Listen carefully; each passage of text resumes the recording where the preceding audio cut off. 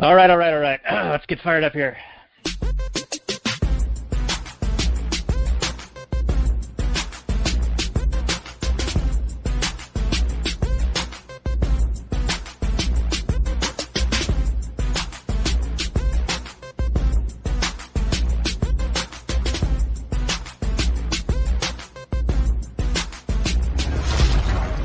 Maximum freedom.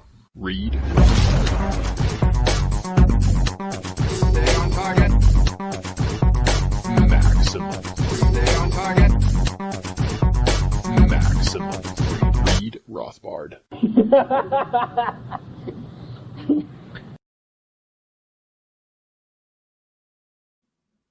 Well, hello and welcome to the actual Anarchy podcast. This is the podcast where we're talking about movies from a Rothbardian and Anarcho-Capitalist perspective. And tonight we're going to be doing a Bollywood feature film that is one of the favorite movies of one of our many-time guests, and we'll introduce him on the last news portion of the show. But it is the movie Three Idiots.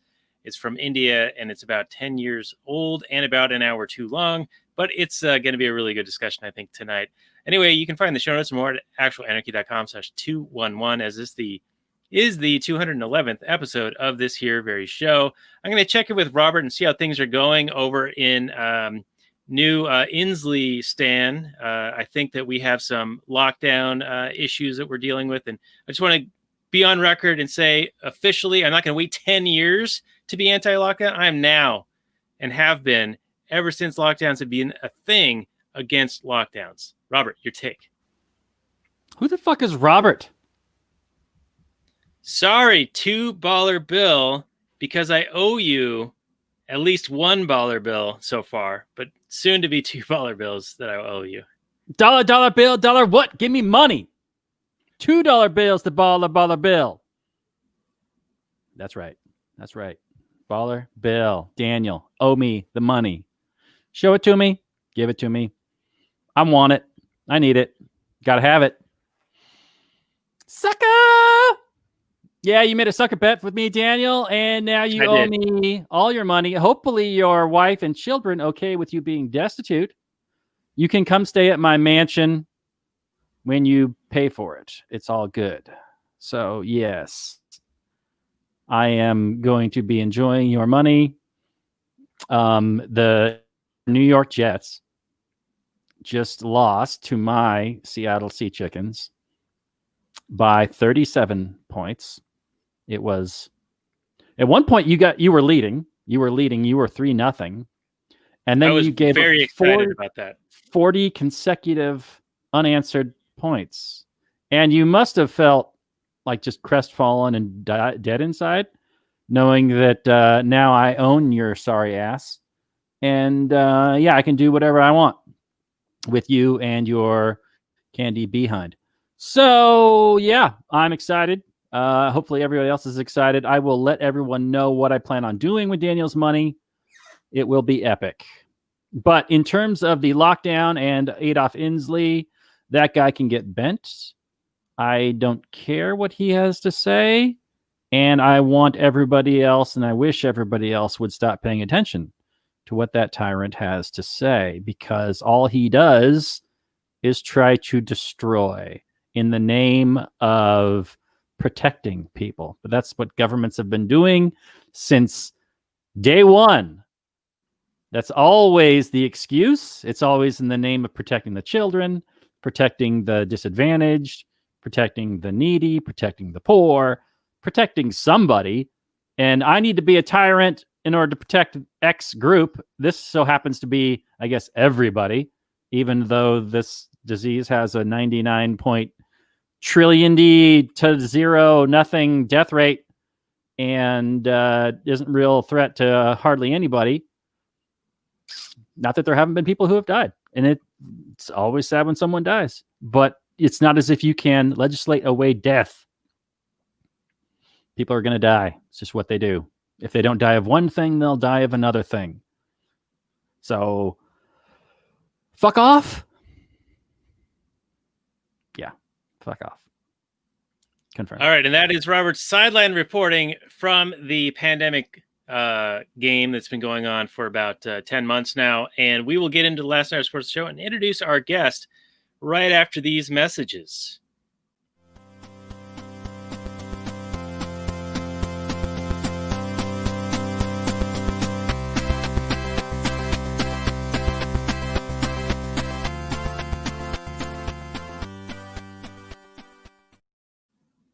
Hey everyone, it's Daniel Elwood and Robert Paul Johnson. We are the Last Nighters. You can find us on the Liberty Movement. There's a YouTube channel called The Liberty Movement, and you can find us there now. The Launchpad Media apparently has been suspended for some kind of made-up violation of some rule. I don't even know, but you can no longer find us on the Launchpad Media, because if you try to go to the Launchpad Media, you will get this account has been suspended. So you can find us on lastnighters.com, and this episode will be 154 of the show. You can find the show notes more at lastnighters.com/154, and you can also find it on the YouTube channel, The Liberty Movement, of which I was a guest of the No Way Jose show, also on The Liberty Movement, just a few short weeks ago, and I'll put that on our show notes page.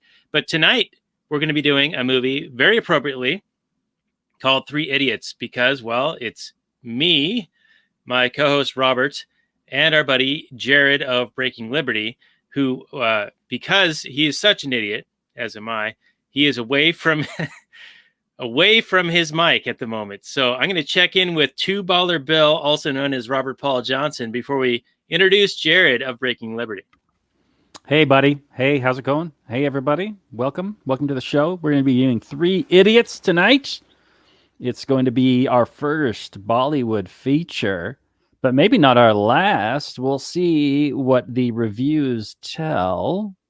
But I'm excited to get into this one. It should be interesting. Bollywood has if Bollywood's known for anything, it is dance numbers and weirdo, wild wackiness.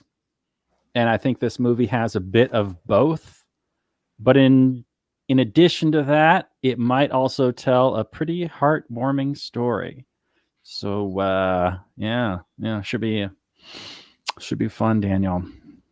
All right, he's back. Good cover. All right, and our guest is, of course, our friend Jared Wall of Breaking Liberty. He's been on a couple of times before, I think 4 times, so this might be the 5th time. You've been on most recently, I believe, for Gold. Prior to that, you were on for... No, Hotel Rwanda was most recent. Gold was before that. There was something like a week or two... No? Oh, man. Captain Phillips. Captain Phillips Gold, was in between. and Breaking Bad movie El Camino. And now, Three Idiots. And you have told us in the pre-show and post-show content, I don't know how many times, but probably on every single one of those episodes, available for our Patreon supporters at lastnighters.com/Patreon, that you have a favorite film. And tonight, we're talking about it. It is, of course, Three Idiots, as Robert, one of my co-idiots here, mentioned earlier. It is one of my favorite films. The more often I watch it, the further down it drops in that list. But definitely, like, the first time I watched it, a Indian friend that I worked with recommended it to me and said it was probably the greatest Bollywood movie that was ever made. And so I watched it with my wife, and we both really liked it. It's definitely a little bit too long, and there's some goofiness in it and some overacting in it. But I like the story a lot, and I think it's got a lot of good lessons to be learned. Yeah, I would agree with you there, and I think that there are going to be plenty of things worth talking about. Now, thank you again for rescheduling this multiple times with us. My last week at work has been extremely busy, and then we were going to record yesterday, and then our cat had his last day, and so that became another difficult thing that I couldn't bring myself to record knowing that as soon as we're done, we're taking him in, because then I would just know the whole time we're recording, like, what's about to happen, and that he's suffering as a result of that. So thank you for being so flexible so we could just go and do what needed to be done. Yeah, no problem. That's never an easy thing. So my condolences, and is there going to be a replacement cat coming, or maybe a dog this time, or we a have goldfish? a dog. We have a dog. We have another cat and 9 chickens. So I think okay. So you're not hurting for pets. No, we're not hurting for pets, but we are saddened, and it's Yeah, it's still sad for sure. yeah, and it's one of those things where you're sad, but then you're like, well, it's a cat. I mean, come on. But we've had him for so long, and yeah, it's super sad. But anyway, my point is, thank you, and Robert, thank you for being able to reschedule so many times on this one. So, yeah, you owe me money. Well, we've already established that. I know, but I'm just saying. I'm just repeating that just randomly for no apparent reason. I used to have a standing bet every single year from like 1999 through 2015 or something. I would bet $10 every year that the Bills were going to make the playoffs, and I lost every single one of those years. And then I stopped making the bet, and now 3 out of the last 5 years they made the playoffs. But you've been burned so many times before. Yeah, but now they're 9-3 and beating the Steelers at halftime. But I still don't feel good about what's coming here with the Bills. Something bad is going to happen at one point here. It's been too good of a season so far. Are you enjoying the fall of the Patriots? I would have enjoyed it more if Tom Brady was still there. Well, we all would. It's true. Yes. But you still got to take some satisfaction. Yeah, I mean, it kind of sucks because the Bills never once beat Tom Brady in Buffalo while he was with New England in like 20 years. Mm-hmm. So the first time the Bills beat New England is after Tom Brady leaves. So that's kind of like, well, we never got it done. Victory. Yeah. Yeah. Does Tom Brady leaving and them sucking add to his legacy? I don't know, because he's kind of sucking in Tampa too. It's hard to say if he's doing well in Tampa or sucking in Tampa. You don't know how good they're supposed to be, Yeah, that's true. On paper, he wasn't very good last year with New England either. I mean, he is ancient, and that kind of employment is going to beat you up over the course of 20 years. Yeah, he's your age, Daniel. He's your age. Yeah, but he gets beat up. He gets beat up by 300-pound dudes all the time. I mean, I don't do that, and I'm falling apart. You don't do that. Okay. Yep. It's true. It's true. All right. Well, how we normally start this off is with the old Google description. So I will pull it up now, and we will get into this. 3 Idiots. So this is an Indian film. Came out in 2009. It's rated PG-13. It's considered a comedy/romance and is at a excruciating 2 hours and 50 minutes. It's available on Netflix. However, I couldn't watch it on Netflix because I ditched Netflix a couple of months ago due to the Cuties fiasco, but I was able to watch it on Amazon Prime. You got an 8.4 out of 10 on IMDb and 100% Rotten Tomatoes, and 95% of Google users like it. The description reads, in college, Farhan and Raju form a great bond with Rancho due to his positive and refreshing outlook to life. Years later, a bet gives them a chance to look for their long-lost friend whose existence seems rather elusive. The release date was December 23rd, 2009, which was totally coincidental in us doing this film at this time of year, but quite appropriate now that we've seen the release date. And I'm going to butcher a few names here. The director is Rajkumar Hirani, and the screenplay is by him, Vidhu Vinod Chopra and Abhijat Joshi. And it has many musical numbers and interludes. One of them is called Zooby Dooby. And it's...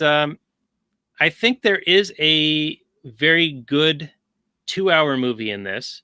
It's maybe an hour or so too long. There are good messages and good critiques of things that we will certainly discuss in this episode. But I'm going to go to Robert for your opening salvo, please, sir. All right. I will accept your faux pas of calling me Robert for this episode. But yeah, so we're talking about the movie 3 Idiots. It's our first Bollywood feature, and it's probably, I guess, all downhill from here if this is the best one. Like Daniel said, it is like almost 3 hours long. And for me, the beginning was very, very slow. like the first 20 to 30 minutes was all set up. And I was just, where is this going? What's actually happening? Who are these characters? It didn't really grab me.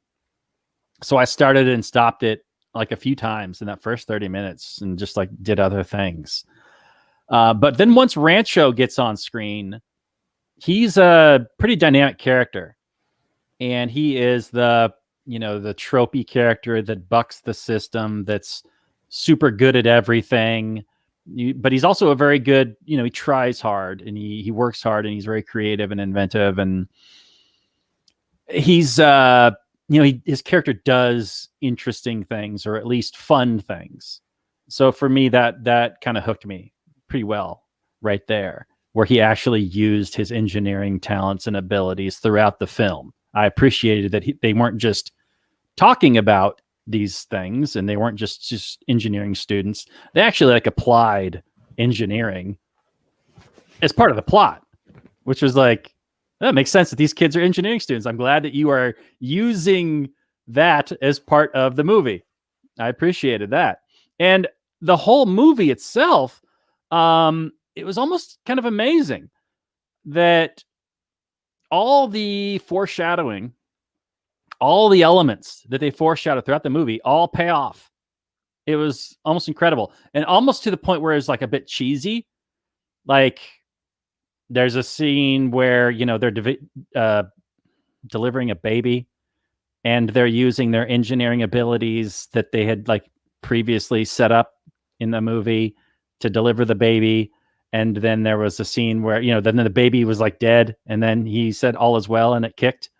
That was, a little bit heavy on the cheese, a little bit on the nose plot wise, but there were a lot of that.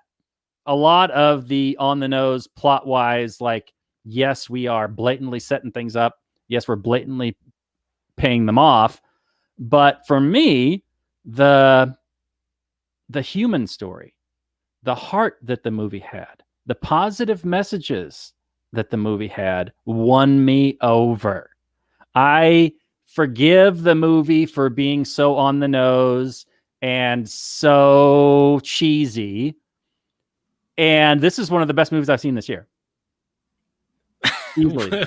What? Easily. This is easily one of the best movies I've seen this year. There were many scenes where I was crying. I wasn't necessarily laughing a whole lot, but there were a lot of scenes where I was smiling and enjoying myself. Absolutely. I was hooked into the story. It didn't make sense. There, we can get into some things like, why does Rancho just piss off and then doesn't contact his friends again? That just didn't make any sense to me. But this is a whole lot of fun. If there's more Bollywood stuff like this, I'm on board. All right. Well, I just got to say, you had me fooled, sir, with the IMing that we did related to this film. I was fully expecting the Robert tirade of hate for this movie, and I'm glad in a way that you did not hate this movie, but I also am saddened because I was looking forward to said tirade that I was expecting. So I'm thrown for a little bit of a loop here. I'm not sure. I had a whole bunch of content that was related to, okay, Robert hates this, so I'm gonna poke at him based on some of these observations that will draw his ire. But unfortunately, you don't have a whole lot of ire. But I do agree, there is a lot of setup and a lot of payoff. And yes, some of it is cheesy, but I do appreciate the fact that they did pay off a lot of the things that they set up. And you don't even realize that they're setups until after like the second part happens. And then you're like, oh yeah, they set that up earlier. Yeah, and they do it throughout the whole movie. For like almost every plot point is set up earlier on. And I can't remember a movie where they do it quite like that. So it was almost like a paint by numbers kind of a movie. Like, here's the setup, here's the payoff, here's the setup, here's the payoff. But I was just having such a good time. I didn't care. Yeah, and a lot of them, like we were saying, don't seem like setups. Yeah. In the beginning, it seems like a totally natural thing, right? Yeah. He's developing a transformer for, because he's an engineering student. And then, he needs to use that transformer to power the computer and the vacuum cleaner when he's delivering the baby. That makes sense. Yeah, And there's yeah. a million of those throughout the movie. And there's even like darker ones where the kid who eventually jumps out the window, he's scared of heights. They're at the top of that tower thing, and they're like doing the musical montage where they're trying to I guess get him to rejoin their friendship because some kind of split had occurred. And so they blindfold him and bring him up to this edge, and they take the blindfold off, and he's like looking down, and he's like super scared. Even that's a setup because yeah, he jumps later, but he survives after a very traumatic injury. But anyway, yeah, I'm very surprised, and I will say also that the BBC show Sherlock could take lessons from this in having setups and payoffs, as it has all setup, no payoff. If you've ever seen Sherlock, it's all flash, no panache. But Jared, let's go to you for your take. I am surprised with Robert's positive comments so far. How about yourself? Yeah, I mean, one of the best movies of the year that he's seen. That's very high praise for a movie review podcast here. I too was a little bit surprised with that review from Dollar Bill here, and really, I mean, I was a little bit surprised that the Google description described it as a comedy. Just watching the movie, it doesn't really feel like a comedy. I mean, there are some semi-funny moments, but I mean, the corniness and the cheesiness and the song and dance aspect of it, that kind of contributes to the it being an hour longer than it needed to. But apparently, that every so often breaking into song and dance, that's a staple of Bollywood movies. And actually, my wife and I, this is kind of funny, we came about this close from choosing Zooby Dooby as our entrance song for our wedding's reception. Didn't end up doing it. But I don't think anyone would have got it. nobody would have gotten it. No, we didn't have any Indians at our wedding, I don't think. Maybe one. But anyways, no, I mean, just in terms of the idea of allowing a child to choose their own future instead of choosing it for them, of letting a child experience and learn organically through trial and just kind of following their interests, as opposed to spoon feeding and forcing and pressuring people into learning, like the SAT test or whatever else you could think of. It's a very good. I mean, they're talking about a university in India, but it kind of, I think there's a lot of lessons that could pertain just to education in general. I think there's a lot of places to take this movie in terms of what we're going to talk about. But yeah, I mean, it's at least in my top 10 of all time movies, maybe in my top 5. But I really like it. I'm very pleased that Baller Bill also liked it.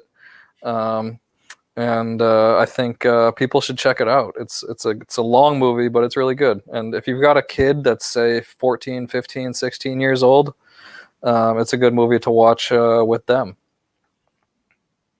Yeah, I would agree with you there. And I really enjoyed, and this is the libertarian anarchist homeschooling dad in me that really enjoyed the kind of shitting on the traditional school model, the Prussian model, where they're doing the top down, conform to the, making it competitive, but people are basically chasing after useless distinctions and useless grades.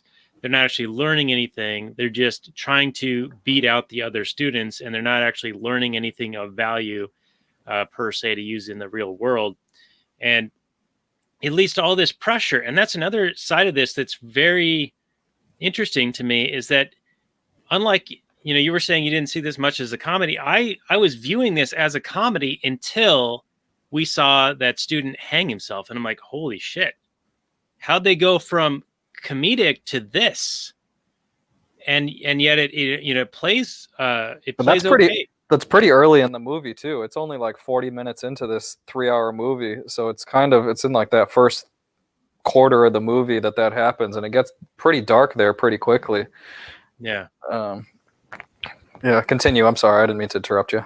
No, it's okay. But then Rancho's kind of take on all of this is that by using this model, this Prussian model, this top-down model of competition and pressure, that you're actually teaching a lot of these kids that if they don't succeed at this, that they're going to fail in life. And Virus, I forget his real name, but that's what they nickname him. He's like the dean of the school, and he's like very revered and very respected. And he lives off of that. Like, he wants that respect, and he wants to be this kind of like almost authoritarian, but he's viewing himself as like this great teacher, even though he's just creating, I think Rancho calls them machines, like little robots, like people who just can recite back certain information, but not understand the concept, the greater context of why that information is useful or valuable, or how to use it outside of the box, those types of things. And Rancho is very much an unconventional thinker, and he's very much at odds with that traditional approach. And I too, I think, would be at odds with it. And Robert, I know you would be as well, because when we were in high school, I know that you were doing very, very well for a long time. And then something in you changed, and you were like, you know what? Fuck this. This is dumb. Yeah, no, absolutely. I was very good at memorization and regurgitation. I was very good. It was quite easy to me.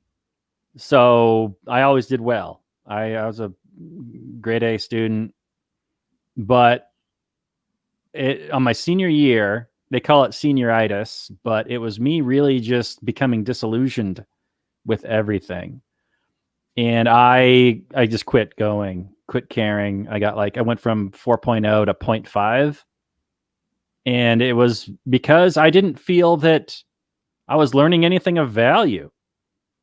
And I wasn't, for the most part. I mean, to some extent, that's my own fault. Like, a lot of people in life take what they're given. And it takes this kind of a special person to recognize that you're not necessarily given the best and that you need to go above and beyond. And I was not that special. I didn't quite realize that I needed to take what the school offered me as a starting point and go above and beyond and go into actually what I cared about to learn. So I quit, basically. I stopped going, I stopped caring. And yeah, maybe if the school had been more oriented towards, what are you interested in? More Montessori style versus here is what you need to learn. Here's in the worst possible way to learn it, right? Like, does anybody even remember? Like, I don't remember how to do even I could probably do some algebra. I could remember some things from high school, but it's really just, you're remembering things for the test, and then you're dumping it so that you can remember things for the next test. And it's probably one of the worst ways to learn, at least for most people. I would say it's great for getting high test scores. And if that's your measuring stick for a good school, then okay. But like Rancho in this movie, and I think he makes a pretty good argument, he claims that no, it's more about, learning why, not just what, and understanding why, not just what. And so there's one scene in the film where he's in an engineering class and the professor asks him, what a machine is. And he kind of gives this poetic response. Like, a machine is anything that helps humanity to, apply energy and make life easier. So he's talking about all these different things that are machines, and he points all around them. The machines here, and aren't machines wonderful because they increase our work capacity, and it makes life easier and better and more fulfilling for everybody, and gives us more time to do other things, right? All these time-saving measures that are the creation of modern engineering minds. And the professor was just looking for the dictionary definition, and he was just like, "No, that's a crap answer. Get the fuck out." Yeah, this isn't a philosophy class. Yeah, what are you doing? Wasting our time with this bullshit. And so, yeah, I mean, Rancho I think he makes a good argument in the film. It seems like everybody adopts, and all these status schools, they've all adopted kind of this Prussian model. I don't know, maybe there are some places in the world where they are more, interest oriented, but in my mind, the world is a specialist place. You're not necessarily looking for somebody when you're hiring somebody to build you a house. You don't care if they can also give a good haircut. You're just looking for the best guy that can build a house. So the world is built for specialists, and this kind of general education that doesn't really prepare you for the world, like I felt from high school. I didn't feel prepared at all. I graduated high school, and there was this big celebratory moment when you're throwing off your caps and you're running around and you're like, "Hey, we're graduated." I had this big moment like, "Holy fuck, what do I do now?" I had no idea. And it's okay to not know, but I felt like, and I still feel to this day, that I should have had some idea. That the schooling, that the education I received should have given me some tools with which to take on the modern world. And I didn't feel that at all. I didn't feel like I had any direction, any kind of idea that I am prepared to do X, Y, or Z. I just felt like, well, I guess I got to go to college now, because that wasn't anything. And maybe that's some of my fault. Like I said, maybe some of that is my fault. But the education system, like this movie says, is pretty much garbo. And what do you expect with a government monopoly, essentially? I mean, there are private schools, but you got to compete with theft-funded schools. So, right, and many of the edicts that come down through the public schools end up being enforced in the private schools as well, regardless. But a lot of your discussion reminds me of when I was in school. You were a couple of years older than me, but we were very close. And seeing you go through that experience, it actually made me also feel like I was wasting my time there. But I found a different path to sort of not participate as much, and that was to get cozy with the administration of the school and get cozy with a few teachers and become like a teacher's assistant, and also work in such ways to where I would only actually have 3 or 4 classes a day and like 2 or 3 periods of like being a teacher's assistant or whatever. And I took that to college with me as well. So it was a way of like working within the system to basically get through the system with good grades and not subject myself to the bullshit as much. But another thing that Rancho sort of talks about, and this is reminiscent of like John Taylor Gatto. I'm sure you're familiar with him. Brett Venot of the School Sucks podcast is a big fan of his, and he died a few years ago. But he was Teacher of the Year in New York, and then he quit. And he made a crusade to talk about the top-down Prussian model and how it's terrible for most kids. There's different learning styles that certain kids will gravitate to, and having the system that is in place presently only teaches to like the middle third or something like that. So it forces everyone kind of into this cookie cutter thing, and then it grades them. So it not only puts these competitive pressures on them and forces them all into the same model, but then it actually makes them feel as if they are being judged in such a way that will either destroy their motivation to learn. So, like kids in general, when they're young, they want to learn. They're curious about the world. And our goal with our kids is to facilitate that, whatever they're interested in. We're going to find as much information about that as possible and make it fun and interesting for them, and rather than force things down their throat. But that's the type of model, forcing things into kids in one specific style. You're going to turn off so many of them, and they're going to not want to be motivated anymore. They're going to lose their desire to learn more. And you were an example of that. And then the grading system, you're basically telling kids, you're labeling them, and they're going to take that label they've earned from whatever grade into whatever endeavors they do in school in the future. And so if they're a C student, oh, I'm a C student. If they're a D student, oh, I'm a D student. And so they're going to underperform. The last thing I'll mention, then we'll go to Jared, is I remember in my graduation sitting in rank order of our GPAs. And if you were above a certain GPA, you got this little gold cord that was like for honors. And the thing that stands out to me specifically is that I was the last person to get one of those gold cords. So the person to my right had a gold cord. The person to my left did not. We were seated in rank order on the football field in front of all the parents and everyone in the stadium, so that you could just visually view the class similar to how they did in Three Idiots, based on rank order. Who were the worst performers in the school, who were the best performers in the school. So it's just like blatantly on display in front of everyone. And I was at that cutoff line. I was the last person in my class to get honors. And the person next to me must have felt like shit, because it's all gold cords this way, all no cords this other way, right there at that line. So I think it's a shitty thing to do to people, basically is what I'm saying. But Jared, let's get your take on all of this. Did you experience a similar situation in your educational upbringing?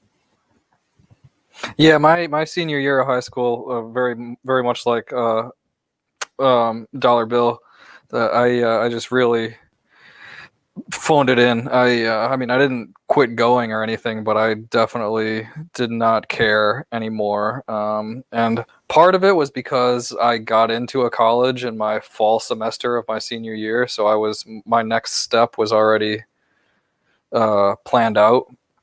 And it was locked in, so regardless of what I did in spring semester senior year, it didn't really matter.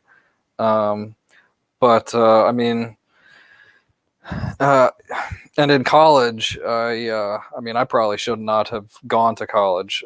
Looking back on it, like I wish I had started at 18 years old at 0 instead of starting at 22 years old at negative 60,000 or whatever it was. So I mean, that's the cost of higher education, especially in cases where you're not going for anything worthwhile, or I guess I shouldn't say worthwhile, or anything valuable, anything with skills that are demanded on the marketplace. That's just a waste of time and a waste of money to do that. Now, as far as going and getting an engineering degree, which ironically is the same type of degree that I got in college, even so, I got an engineering degree, and now I'm only very tangentially doing anything related to engineering. But I mean, kind of like what you were starting to talk about, Dollar Bill, is that the coming out of high school with no real marketable skills is a serious problem. And I think it's a problem obviously in the U.S. government school system, but it seems like it's a problem most around the world. And what this movie portrays, like Farhan, for instance, he had some pretty good skills as a photographer just on his own. That was his interest.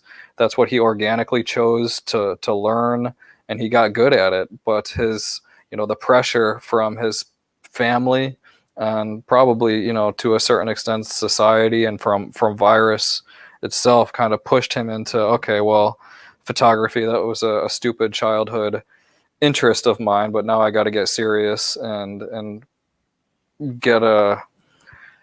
go into a a field that I can make a lot of money, which engineering can be, isn't always, but I mean, you see the pressure on these kids from virus and from the school, but also especially from their parents. And I think that's, kind of Daniel, what you were talking about. And as a parent, that's something that I'm going to hope to. I mean, my kids are still young. My son just turned 1. My daughter's about to turn 3. But that'll be something that I definitely try not to do is force them into something that they're not interested in. It's like what you're saying, kind of cultivate that natural curiosity that they have. And then Baller Bill, I mean, the memorization versus organic learning kind of juxtaposition that you made there is very, very well on display in this movie. The scene where Silencer, the kid who takes some kind of medicine that makes him have some really nasty farts, so they call him Silencer.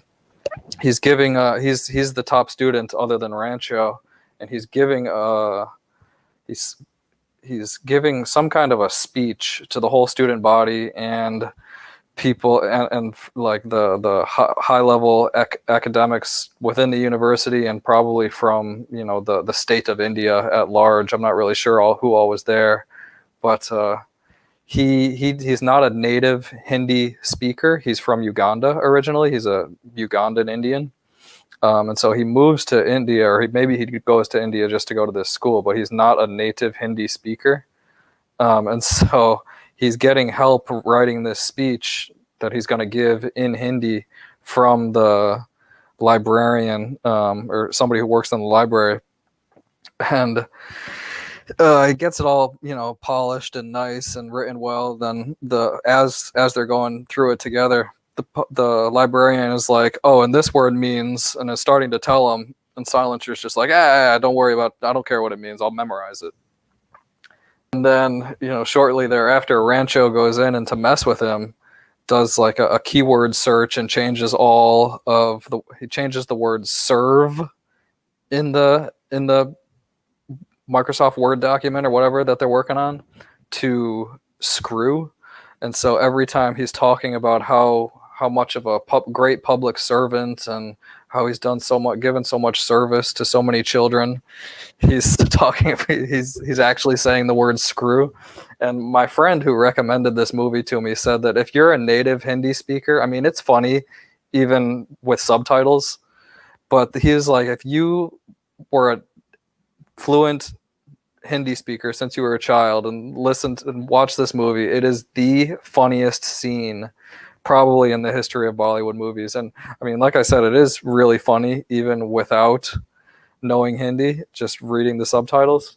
But I mean, that's kind of just goes to Baller Bill, your point there about what education, really true education, is going to come from organic and natural curiosity and real learning. It's not going to come from memorization, because you're just going to forget it, or you're going to make some kind of a stupid mistake like Silencer did in his talk here. And yeah, that reminds me when a friend of mine from high school, he ended up getting engaged to a girl from Japan, and their wedding was in Japan, and I went there, and they asked me to perform the ceremony in Japanese. Well, I don't speak Japanese, but they gave me the little speech, and it wasn't like super long. It was maybe like 20 lines or something like that. And I just memorized it. I mean, they told me what it said, but I had to practice it over and over and over again. And I performed the ceremony for them, but they could have made me say anything. And I'm thankful that they did not. But yeah, it's sort of similar to what happened in this movie. They didn't take advantage of it, thankfully. But another side of it is that I'm very much a person who wants to know why. Like Robert, you were talking about this earlier, where when you're learning something, it seemed like a lot of the students here were just learning it because that was the thing they were told to learn. And it wasn't like how am I going to apply this, or why do I need to know this, and what conceptually does it mean in relation to the context of other things. And I'm very much a person who wants to learn how something fits into something else. Like, why am I learning this? How will this be useful for me? And what will it do for me going forward? And similar to you, I also felt somewhat directionless out of high school. All I knew was, and I remember this like conversation in my head distinctly, I didn't apply to college till the last day to apply for college for the two schools that I even applied to. And it was just like, all right, I don't know what I'm going to do. So rather than like close off these pathways, I'm just going to fill out these applications so that I still have the opportunity. And so that's why I ended up going. But similar to you, I had no idea, other than going to college, maybe, what I even wanted to do. And so college, in a way, was a way for me to just continue to not be a grown-up, you know? And I feel like that sort of happened over the course of time. And it used to be that the lifespan was, 30 years? I mean, you were having kids at like 15, 16 years old, right? In the Middle Ages or whatever. You were a middle-aged man by then. Like, we would be long dead right now, given those lifespans. So it feels as if lifespans have increased. So has the opportunity to be almost childlike in a certain way, or infantilized. And I think that the government has an incentive to keep you infantilized, sort of like in a childlike state where you're not really like feeling like you're a fully grown and capable individual to make decisions on your own. Like, it's best to defer to experts or to the bureaucrats to give you direction in your life. And I feel like it's to their advantage, and it's also a direct offshoot of this Prussian model, which was adopted by all these governments. So they can propagandize you. Yeah, the government has an incentive to not necessarily turn out independent, autonomous people that are capable of providing value in the world. They want people that are, need government, right? They dependent upon them. That's where they get their power. If everybody just ignored them out of existence, they wouldn't have jobs. Government takeover of education really has created, it seems to me, that when you are forced to pay for something, you stop seeing it as a product and you more start seeing it as a right. Like, I think if people saw education more as a product, they would look at schools and what they offer far more critically. Like, would you really spend, $200,000 on a gender studies degree? You might look at it, like you're talking about, as being a more infantilized person. And I was definitely an infantilized person. I really didn't have much of a concept of what I was paying for in terms of an education and what it was going to get me. I didn't have that perspective. Now, maybe that's where parents come in and they're like, yeah, you're wasting your time here. You're wasting your time and your money. You should pursue something a little more interesting. And the movie presents, parents as kind of the bad guys. I mean, obviously they love their children and they want to see them do well, but they do present them as these pressures. And then virus and the schooling system is yet another pressure. And Rancho kind of pushes back on this, and he's talking about why, suicide is so high in India. And yeah, these cultures that have massive pressures also have massive suicide rates. Like in Japan and India, they have massive suicide rates.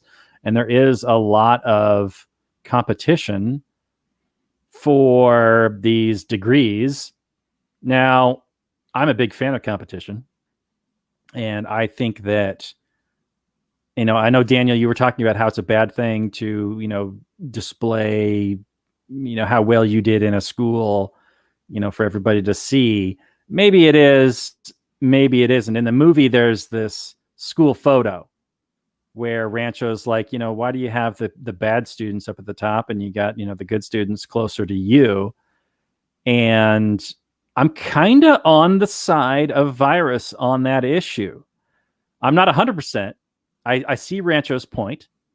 I see how it's kind of creating this artificial kind of competition where learning should be more of a pure you, like a relationship of you with the world, right? Like you and the material. But ultimately, we are going to be competing in the real world. And how well you apply and use your time should kind of reflect on how well you do. Like someone who just, jacks off all day and spanks it to different porno mags probably shouldn't be getting the 4.0 grades and shouldn't be. Whoa. I feel personally attacked here. Yeah, probably. Probably you do. I mean, there are a few people that are going to be able to do that and still do well. I probably could have done a little bit of that in high school. Yeah, I'm not going to lie. I was not the hardest worker, and yet, I mean, I had a fair amount of natural talent that I exploited. But again, I wasn't engaged like you guys also were not. I think this is a common refrain that we were not necessarily felt engaged with the content we were provided. Right. Now, I just want to take off on one of the points you're making and take it from the other angle. So you're talking about how when you're forced to pay for something, you view it less as a service or you care less about like what you're getting for your money.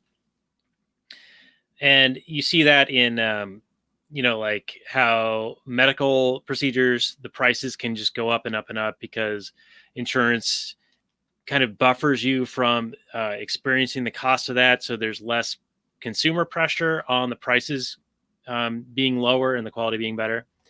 But the flip side is that when you're a service provider of, say, education services, and you're going to get paid no matter what by force, then you have less incentive to do a very good job. Sure, you have certain standards that you have to meet, but there's ways to game that. There's ways to meet those standards and then not be a good teacher or not do a good a service as would otherwise be in an actual free market competitive marketplace where you're going to have a variety of different options to consumers, and you have to be an option that somebody is willing to pay for voluntarily. And where there are competitive pressures, where there's other options for people. So, you can be a specialist. Like that was another thing you started talking about earlier. Specialization is very important in driving forward progress in society.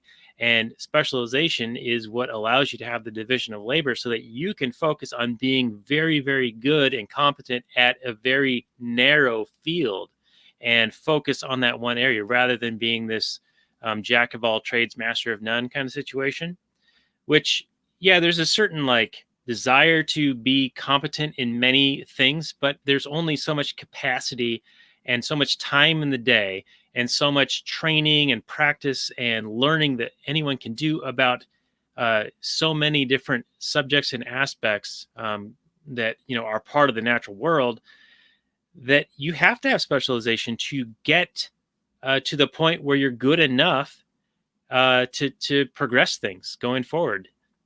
So I feel like I'm sort of rambling here, but I guess my main point was that when you are forcing customers to pay for something, you have less incentive to do as good of a job, and you're protected from other competitors competing with you, making similar products or better products or lower cost products that you are not faced with in a monopolized situation like this. Yeah, I don't think it's any mystery as to why the public school teacher unions were pro lockdown, pro shut the schools down, where the private school teachers were like, I'm sorry, we need to still work. We still gotta teach these kids something. But yeah, Jared, I don't know when you graduated, but when I graduated, we had a fair amount. We crammed for the SATs and that kind of thing. But later on in my life, I got involved with some public school teachers. Well, actually, it was the technology department at a public school. And so kind of by osmosis, I gleaned a little bit about how education is going on these days, or at least 5 years ago. I don't imagine it's gotten any better. But standardized testing had been a thing, had been implemented since I graduated, but now it's a thing. And it would take up like months of the kids' time just studying for these standardized tests, like every year. It was insane. I don't think it starts until middle school or something, or maybe even high school. But can you imagine, like 2-3 months out of the school year, you're just cramming for this one test so that the school can show, hey, look at us. We did X amount good on this one test. Let's get our funding, as if this is what passes for education these days. Is that the No Child Left Behind stuff? That funding was tied to test results in the George W. Bush era? Yeah, probably. It's still going on. That's when it really got ramped up to what it is now and today, and what Baller Bill's referring to. I graduated in 2005 from high school, so that was kind of just becoming a thing as I was graduating. But I mean, we've brought up The Wire on this show before in the past, and that show really speaks to this point that you're making very well in terms of teaching to the test. And like the guy who was a cop and then became a teacher, Presbalewski, he in that show, he's finally figured out a way to actually get through to these inner city kids, and he's teaching them things that they're interested in. He's teaching them math by teaching them gambling and like probabilities and dice and things like that. So he's finally figured out how to get through to these kids and to get their attention, and they're actually learning something. And then all of a sudden, word comes down from on high that, hey, the test is coming up. Everybody better be teaching to this test, because that's where all of our funding comes from. And so anything that's outside of the box, or outside of the standard curriculum, or outside of the contents of what the standardized test is going to be, has to get shut down. So Presbalewski goes from having this, finally breaking through to this very inner city, very rough school students, and then has to give it all up. And then they're shown sleeping in class again, and cutting class, and getting involved in the drug trade, et cetera, because what they're learning in school is no longer speaking to their world. And I guess real quick, I just wanted to, Daniel, you were talking about John Taylor Gatto there for a second. Your whole description and your kind of how the way you explained who he is and what he stood for was excellent. I did want to just make the point real quick. He didn't just quit being a teacher. He like epically quit. He did one of those like, you're cool, F you, I'm out type things, and wrote like a whole big thing in the New York Times, and was like, yeah, the public school system sucks, and all our kids are screwed unless we start doing it a completely different way. And then he just wrote books about all of the history that he had learned in terms of where the American school system came from. But yeah, John Taylor Gatto is one of those OG kind of people in the libertarian world. He is the man when it comes to being against public schooling and government control of schools. And I'm glad you did start bringing up the teacher unions too, because it's not just the fact that these public schools are monopolies and people are forced to pay for them. It's also that the bad teachers can't be fired. If you're in a union, the whole purpose of the union is to protect the employees at the expense of the company. In this case, the company is a government-funded monopoly, and at the expense of the clients. And again, the clients are innocent kids who have, no say in all of that. Yeah. And the parents are forced to pay for it. And the parents kids are forced to go there. Yeah. Yeah. And they're forced to sit through bad teaching in some cases, and those teachers just get raises right along with everybody else and get pensions right along with everybody else. So it's a system that definitely perpetuates mediocrity. Yeah. Anytime the market mediocrity is at interfered with, best. Yeah.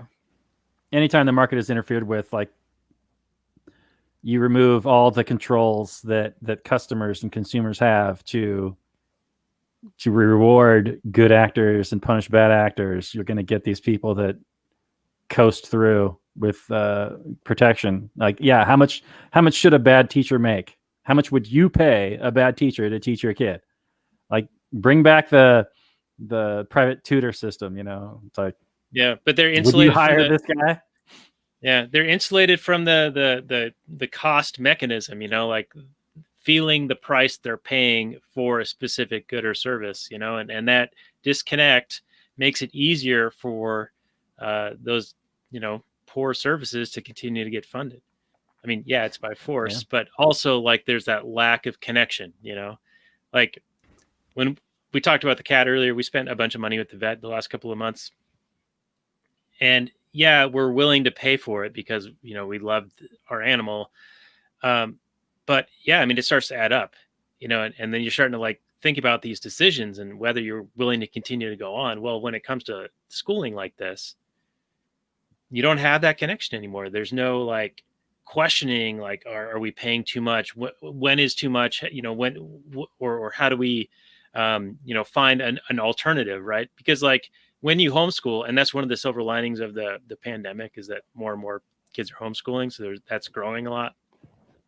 But traditionally, when you would homeschool or do private school or private tutoring, you're effectively paying twice because you're having to pay for the public schooling, government schooling by force. And then on top of that, pay either monetarily or with your time and labor and acquiring the resources and, teaching implements, etc., for your kids for homeschooling on top of that.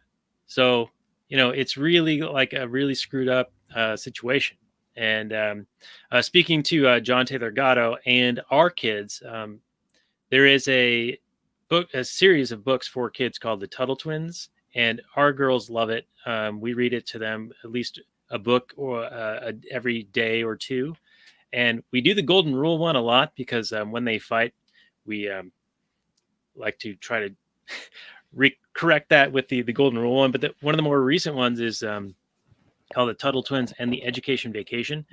And it's about different learning models. And it features John Taylor Gatto very prominently in it. And he talks about like how grading affects students and their perceptions of themselves and how they perform going forward, and how people have different learning styles, and how getting out in the world and traveling around, you'll actually learn a lot more than sitting in a room. It's a similar point that Robin Williams' character makes in Good Will Hunting. Like, yeah, you can recite all these things that you learn in books, but can you tell me what the Sistine Chapel smells like? That's another movie we should do at some point, I think, Robert. I don't know if it'll hold up, though. I remember really liking that 25 years ago. I bet you it still holds I'd up. hate it. It'll hold up. It's I an bet excellent movie. I just saw it again recently. It's very, very good. Really? Yeah, and that Okay. relationship between Williams' character is so strong that I think. Yeah, and Robin Williams was so good in that movie. Okay. Yeah, he deserved his Oscar in that. I haven't seen it in probably over 10 years, but just recollecting it, I feel like I'd hate it now for whatever reason. So maybe we'll find out. We will find out. Oh, we will. We will see.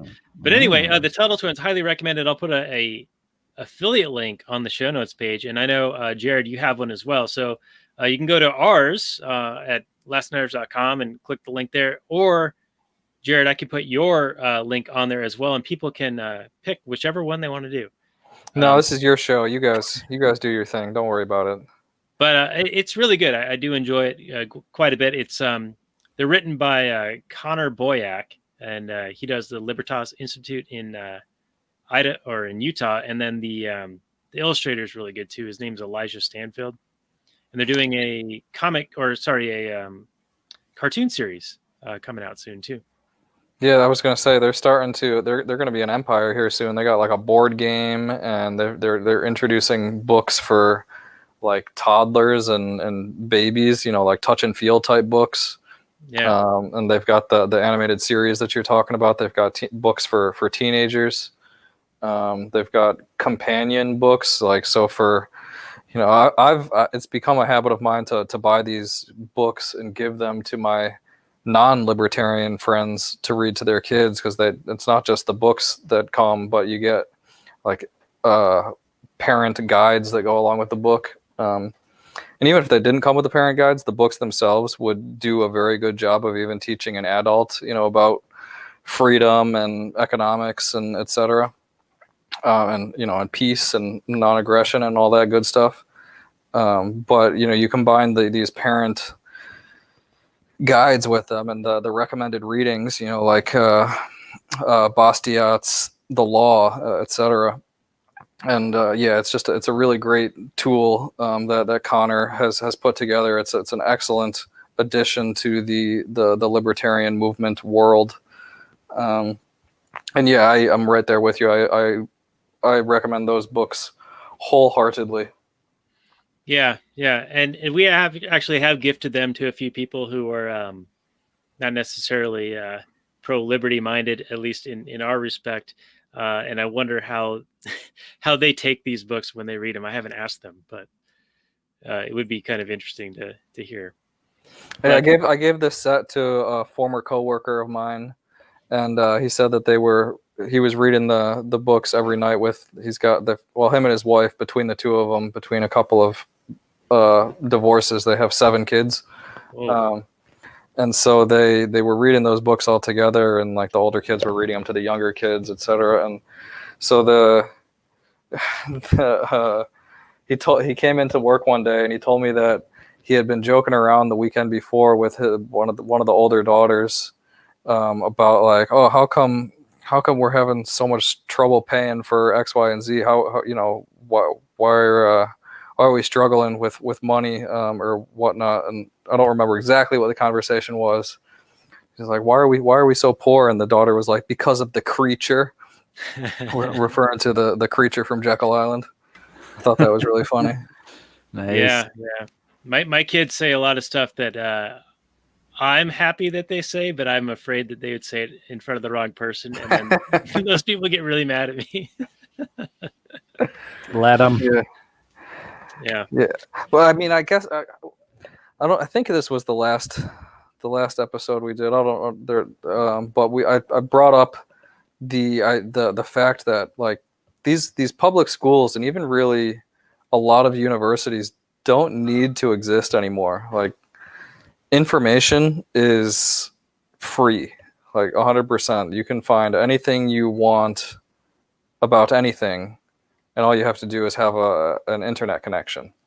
Actually, this just in, I'm going to fact check that and tell you not anymore, because things are being throttled and censored like you wouldn't believe in the last couple. You're right about that. You're right about that.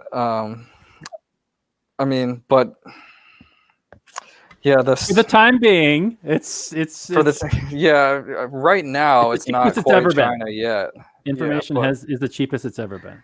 Yeah, I mean, information and communication are two areas of the economy that the supply has gone up infinitely and the cost has come down infinitely. And it kind of this movie was 10 years ago, so this was as the internet was building up, but I guess it wasn't quite to where it is now. And so Rancho, remember that little kid who helps them with their luggage and kind of shows them the way. Centimeter, whatever his name is. He's like, man, I wish I had money to go to this school or something like that. And Rancho's like, oh, you don't need money to go to school. All you need is a uniform.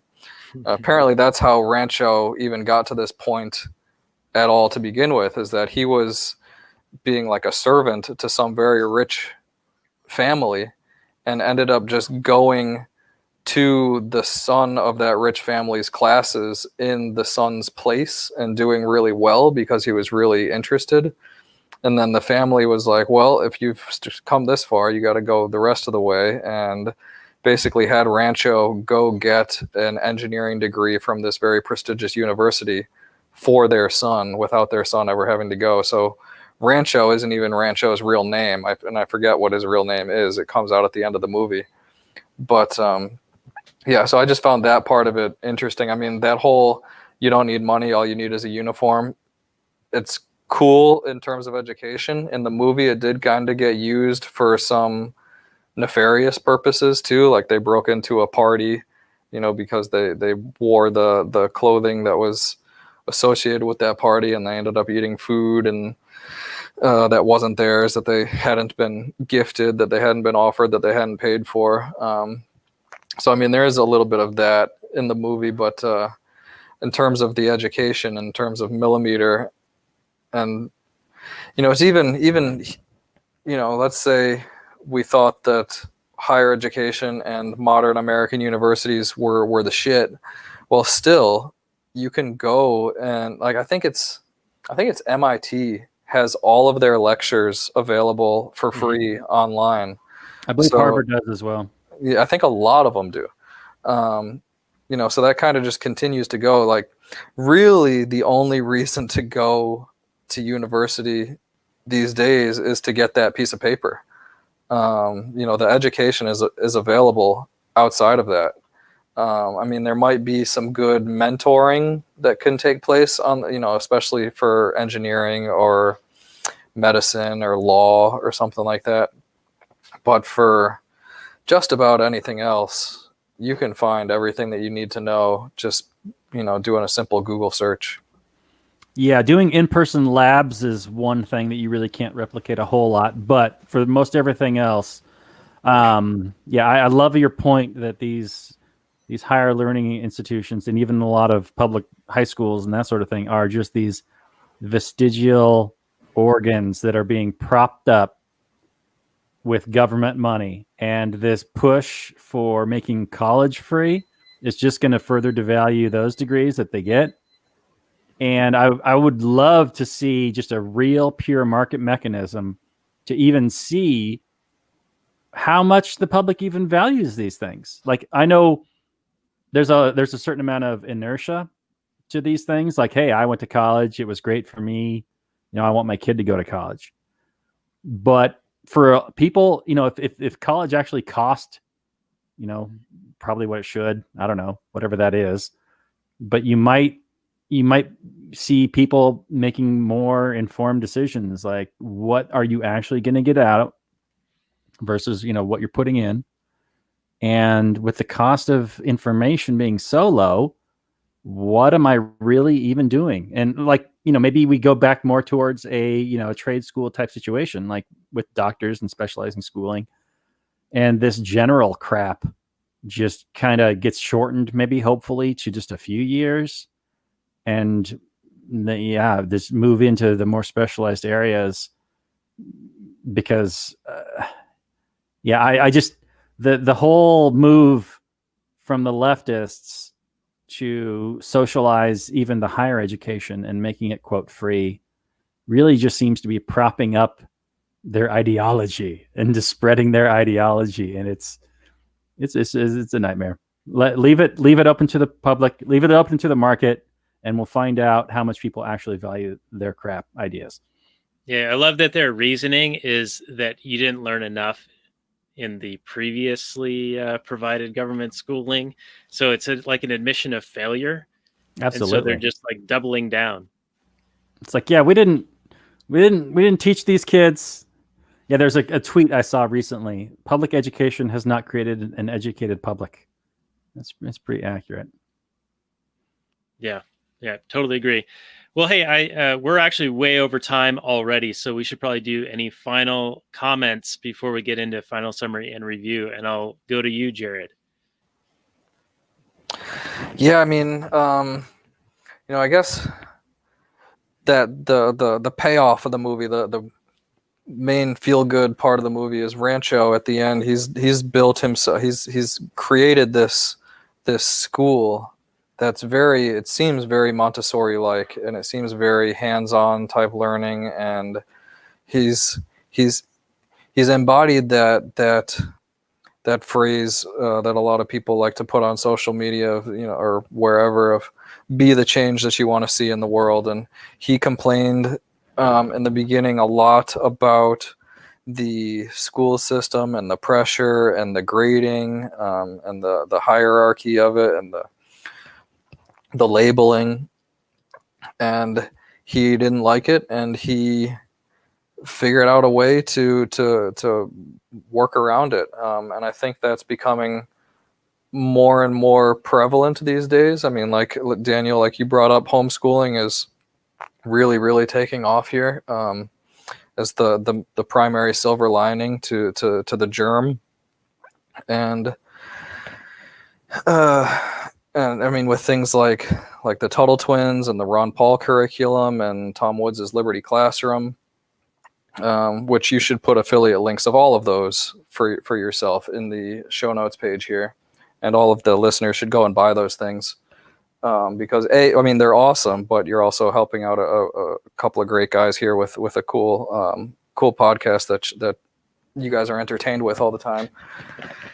But I just wanted to just real quick, I mean, I have a story of myself that I want to tell, but before I get into that, I did want to kind of ask you guys what you thought about Rancho and the love interest aspect of the movie, and how he breaks up this engagement by basically pointing out that all this guy cares about is the fact that his fiance is going to be a doctor and they're going to have a lot of money, and he's got $300 Italian leather hand-stitched shoes, and et cetera, et cetera. I thought that whole plot line within the movie that's where some comedy came in, is how Rancho kind of made that guy look like a chump. But I was wondering, I don't know, I don't know if there's anything libertarian at all in that plot line, but I mean, I guess ruining somebody else's $300 shoes is not that nice, but pointing out to a fiance what she's actually getting into is kind of, that's kind of nice on the other hand. So Yeah, I know, Robert, you've got a rant in you. I know you've talked about this before, about how women are looking for providers, and so like seeing somebody who's successful and can provide is an attractive characteristic or feature that is often looked for. And even though, Rancho does demonstrate to her that she is just being treated as a trophy by this guy who only cares about how much something costs or whatever. So even after that's demonstrated and she does call off the engagement, a few years later, she comes back to the guy. So I thought that part was the most interesting, was that she went back to him after this revelation and then knows what she's getting into and is still willing to do it. But Robert, I'm gonna let you finish. Yeah, I mean, I had a little bit of an issue with Rancho kind of spending, he kind of did the Sherlock Holmes moment, right? Where he saw her and met her for like a minute and instantly correctly diagnosed her whole life, right? Because she was like, I saw that you had that old watch, and that was obviously your mom's old watch that you cared about very much, and he didn't appreciate that old watch, and how does that make you feel? It was a bit easy, plot contrivances, the romance needs to happen. You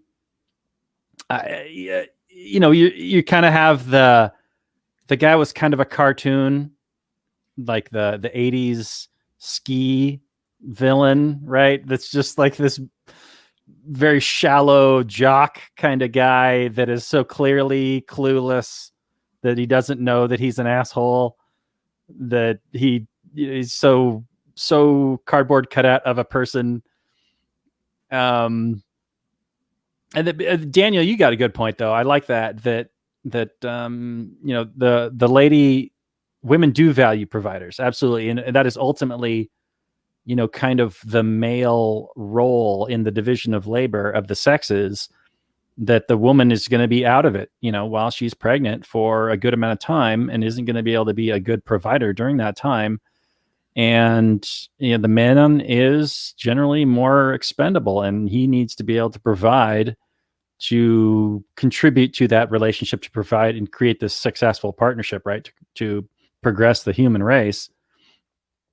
So I don't really have an issue with women choosing people's providers. You know, that's, you have your preferences, and, you know, if you've got, you know, you got this hot 25-year-old sexy body, and, you know, that's what, you know, a successful male finds attractive, and you've got that hip to waist ratio. And, you know, I'm not one to necessarily critique other people's choices in that regard.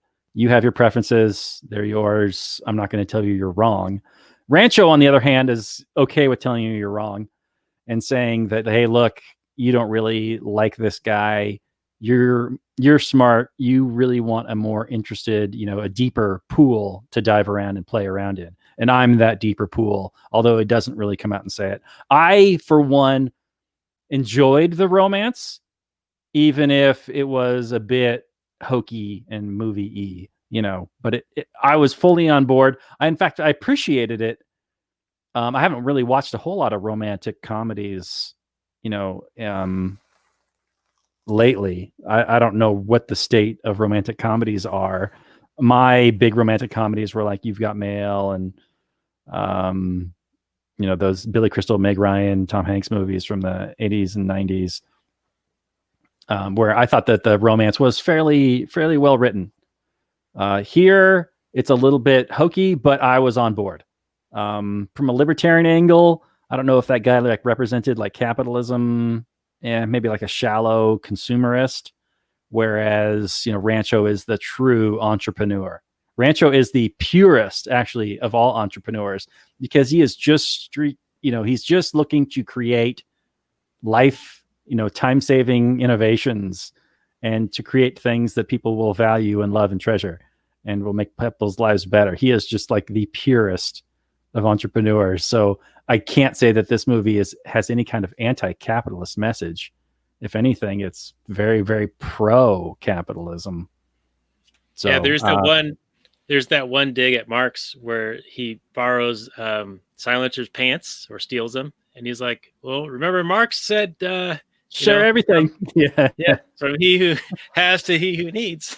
But it was almost like a quippy kind of way. But I think you're right that Rancho has an unconventional way of thinking, but he is also very much in the trying to innovate and trying to be entrepreneurial in a lot of different ways. And he also has a very entrepreneurial kind of concept in his whole Allzwell thing. I mean, yeah, they use it as a vehicle for getting the baby to like kick and then revive later.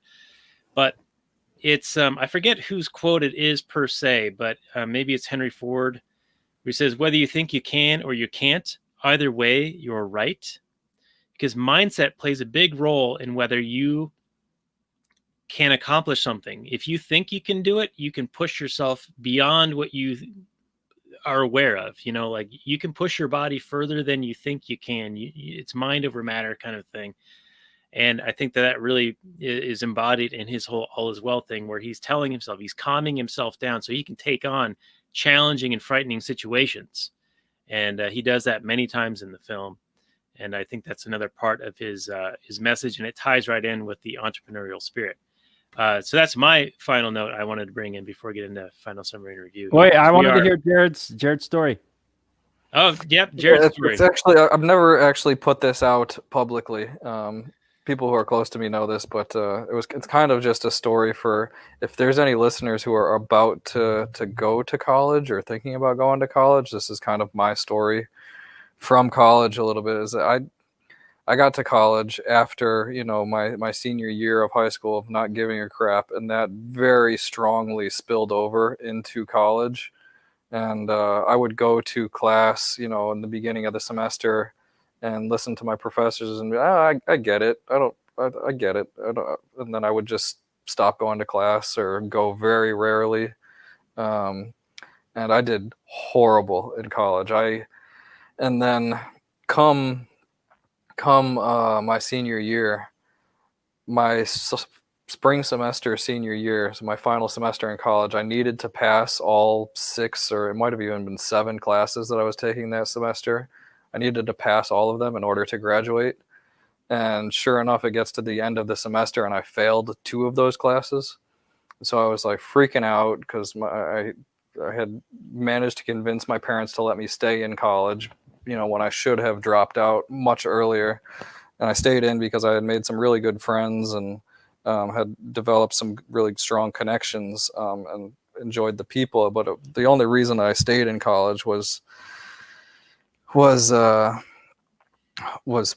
social reasons. But anyway, so I failed those 2 classes my spring semester senior year, and I ended up just going to, one of them was an economics class and one of them was an engineering class. And so I went to my economics professor.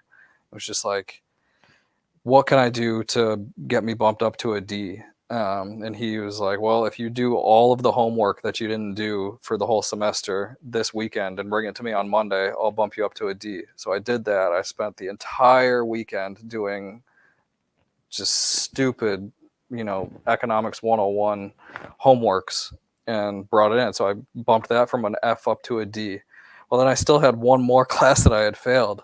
Fortunately, my college had this policy in place where if it's just one class that would be preventing you from graduating, you can take what's called an F test, where it's like a one-time exam that you take for that class. And if you pass, then you pass the test class. And if you fail, then you fail the class. So I spent about a week with my professor and going to study classes and studying on my own. And I managed to pass that test and was able to graduate with like I don't know, I graduated college with like a 1.5 or some shit GPA. It was terrible. But I, those friendships and those relationships that I mentioned that I had been building, I had a job waiting for me the Wednesday. I graduated on a Saturday and I started my first job on the Wednesday after graduating. And it was because I had put some effort into making friends with people, and I had worked hard I had joined a fraternity, and a lot of the alumni were appreciative of some of the things that I had done with and for the fraternity. And so one of the old, 1970s fraternity alumni who was a VP at some company in New Jersey gave me my first job, and it was not on my academic merits by any means. It wasn't on my GPA. It was on the relationship that I had built. But I guess there's that story to college, and I guess kind of just like a buyer beware type story. But I also went to college, and I'm gonna go out on a limb and say that this is probably true for the both of you too. But I didn't really understand what I was getting into in terms of all the student loans that I was taking out and what interest was, and the fact that, okay, I'm going to take out all these loans. Okay, fine. I'll get a good job and I'll pay them back. Well, it's not quite so easy.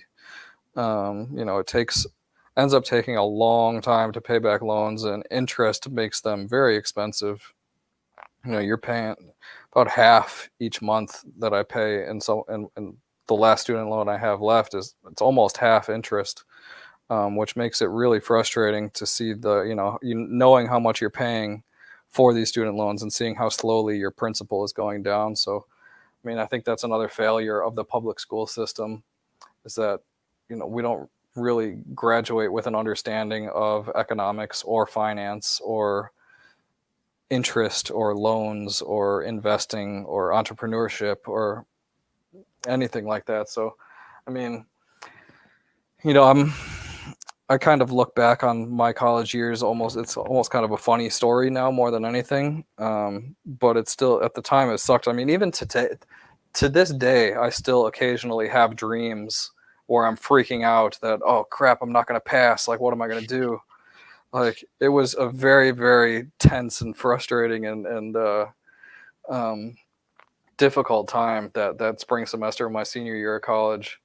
But hey, everything has worked out, so I guess I wouldn't really change things. I guess what I would change is that, Daniel, what you said, I would probably go down the route of the trade school or apprenticeship and not go into debt, develop a skill right from the very beginning and not go into debt for that skill. And that's what I would recommend to just about anybody these days. I mean, I got a brother of mine who was in the Marines, and when he got out of the Marines, he kind of bounced around to a number of different jobs, and he finally went to lineman school about 4 years ago. And now he's been a lineman, for 4 years. And there's issues with the way the power lines and the electrical grids and the utility companies and the unionized labor for linemen, how all that works and all the government bullshit associated with that. But still, leaving all that aside, he's got a good paying job because he's got a real skill that's really valuable. And it took a while to find that. And what I guess my hope would be to help kids these days not to take so long to find that. I think the earlier people can figure that out, the better. Yeah, I think that was Rancho's message, was find out what your talent is, and then have true joy in it and be good at it, whatever you have that aptitude and joy for, and then the success will find you. And it's a nice story. I'm still kind of looking for what I'm good at. I've just kind of like continued on. I figured out how to do a similar thing that I did in high school, in college, where I was a TA and I figured out the right professors to take and the right classes to take, and I ended up getting honors in that. But my first quarter in college was also like a rude awakening, where my grades were like under what I was used to with the amount of effort that I usually would expend into whatever I was doing. But I turned it around and figured it out by the time I graduated. But I still, going out of college, didn't know what I was going to do. And in some ways, I still don't know what I want to do. Like, I have a job and it pays me fairly well and lets me do it from here. And so this whole lockdown stuff hasn't affected me in that way. In that regard, I was already kind of doing this here. And so I'm one of those privileged folks that still has like an income and a way to provide for my family. But I am also very much against the lockdowns and the whole concept of it. But anyway, point being, still not sure what I want to do when I grow up, even though I'm a mid-40s fucking white male. Sounds like we need to get this final summary and review, and I am very curious to hear what Daniel's review is, since you thought I was going to hate this film, and it turned out I did not. Does that mean that you hated it? Oh boy. Well, let's get into final summary and review. And I'll just say I did not hate this film, though I think it was definitely longer than it needed to be. And I don't know if that's just one of the attributes of it being a Bollywood film. Are all, Jared, maybe you can tell me, are Bollywood films in general like lengthy? And is there a particular reason why they might be? I know that a lot of people will view movies as like an escape from their daily lives. And so perhaps having movies that are extra long and full of song and dance and these types of stories is part of what they are. But it seemed like they were padding for time quite a bit in this one. And then I'll get into my review. But do you know, is Bollywood film, are they generally longer than typical US-based films? That's a good question. I don't think I've seen another Bollywood film other than this one. Have you seen Slumdog Millionaire? I think that was kind of a Bollywood movie. I have seen that movie. I thought it was Hollywood, but I could be wrong about that. Is it also long, extra long? I remember watching, but I don't know if I don't remember it being overly long. I remember it being a good movie. I liked it a lot. I do remember there being a couple of like song and dance routines in it, though, so that kind of tells me that it's a Bollywood movie. But no, Daniel, to answer your question, I don't think they're normally that long, but I do think the song and dance probably that probably added at least 30 minutes into this movie that we're talking about. Yeah, and I was kind of okay with the song and dance stuff, but yeah, I think that there probably is like a good 2-hour movie in this. I mean, it's a fine movie as it is, but it does go very, very slow. I do like the whole Rancho character and his ideas challenging conventional thinking, challenging conventional schooling methods, and identifying pressures that are driving people to suicide and suicidal ideation. And his ideas of having joy in what you do and becoming really good at it, specializing in something, and then the success will find you. I do like his ideas of telling yourself that you can get through difficult times by doing this all is well thing. You can calm yourself down. You can will yourself to do something. You can do this mind over matter thing. Whether you think you can or you can't, either way, you're right. So overall, I think it's a really good movie. And I think that it is a cutting critique of the one size fits all top down educational approach. And it's also a bit of a coming age story. So overall, I think it has a really strong message. It has philosophical questions regarding learning and becoming what you would like to be in your life. And for that, I give it really good, big good ups and feels and stuff. So I'm going to give it an 8.0 on this, Robert. What is your take on my take? 8 idiots out of 10. 8 idiots out of 10 idiots. Okay. I think I'm not exactly sure why it's so long, but this is just one guess. In that it had, I can imagine being a screenwriter and having all these. You want to make like the screenwriter in a typical Hollywood movie. It might be this long, but then the production and like the producers and the money guys would come in and they'd be like, well, this scene is way too expensive. We're just going to cut this. And then the writer's like pulling his hair out going, well, how am I going to make the story fit, with the scene cut? Because in this scene, X happens and then that leads to the next scene and blah, blah, blah, blah, blah. And so then you just get like these plot holes in a lot of Hollywood movies, but they're nice and short and they're concise. And it's when one movie happens where you see like a 90-minute concise, perfect movie that, makes sense all the way through. Where in this film, they were so diligent with setting up and paying all, setting up all the plot points and paying off all the plot points. And they didn't cut out any of the setups that maybe that's what contributed to the runtime. That's what it seems to me. And then there's probably also some extraneous, character work that probably could have compressed into some scenes. So I do think that there's like a, maybe a 2 to 2.5 hour or 2 hour and 20-minute cut that I think gets like a 9. But in this, I think this version for me is like an 8.5. Still really, really strong.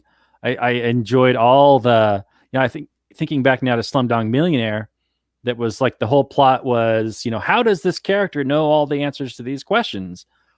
And it was basically, well, this is why. And it was basically why how does this poor kid know all these weird ass trivia? And it's like, well, this is the story of his life. And so it shows the setup and then the payoff.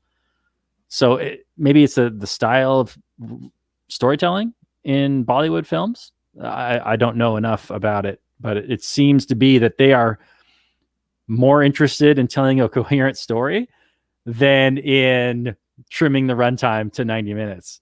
So maybe that's just a decision that's made there that that's what they value more, where Americans are more about, no.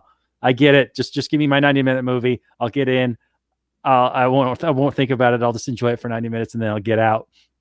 Maybe the Indian audiences are more about, no, I want the story to actually be coherent and make sense. So I can appreciate that as a film critic. I wish more movies would do that. And since we're going to watch like a 3.5 hour movie next week, that the theatrical cut was butchered down to 2 hours or something. And supposedly it's the total shit show. Yeah, whereas if you watch the actual director's cut, where all these important scenes weren't cut out, it actually makes sense. Yes, it's way too long, but you're not cutting out important information that the audience needs in order to follow the story. So, long story short, fantastic film, highly recommended. Thank you, Jared. Obviously, this is a movie that didn't get a lot of push did like zero fanfare over here in the West. I never even heard about it. Everyone I tell about this movie had never heard of it before. So yeah, get out there, check it out, and tell your friends about it if you enjoyed it. I highly encourage people to watch this and support these kind of creations because I think I would enjoy more movies like this. Not just comedies, romantic comedies, Bollywood movies with singing and dancing, but coherent stories that are not afraid to extend the runtime, even though I do think they were a little bit long, and I wish the movie had a little bit stronger start. I think it is slow for the first half an hour, and there's a little bit of bloat, but overall, I can't really criticize it too much because it is so good. Robert, let me ask you this.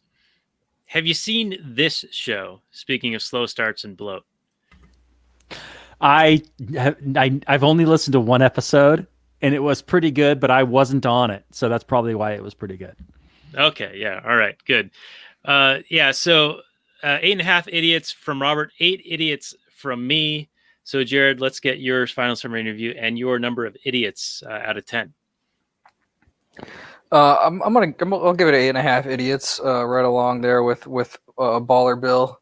I actually just while you were talking there, I pulled up the top Bollywood movies of all time on IMDb, and 3 Idiots comes in at number 6, and 3 of the 5 movies that are rated higher than it are longer than it. One of these movies is 321 minutes. How many? 5 hours and 20 minutes. Wow. Okay, so it is a feature, not a bug. All right, interesting. Yeah, it's a part of Bollywood. I mean, every single one of them is at least 2 hours long. The shortest one is 134 minutes, so 2 hours and 15 minutes, which isn't crazy. But yeah, 321 minutes, 165 minutes, 189 minutes. Okay. They love the screenwriter. Yeah. Yes. I gotta say, there is something satisfying about having the setups pay off and having so many of them happen to where it like stands out to us, you know, because we're so used to being let down with all the setups with no payoff. Yeah, or the random payoff that was like, well, why did that happen?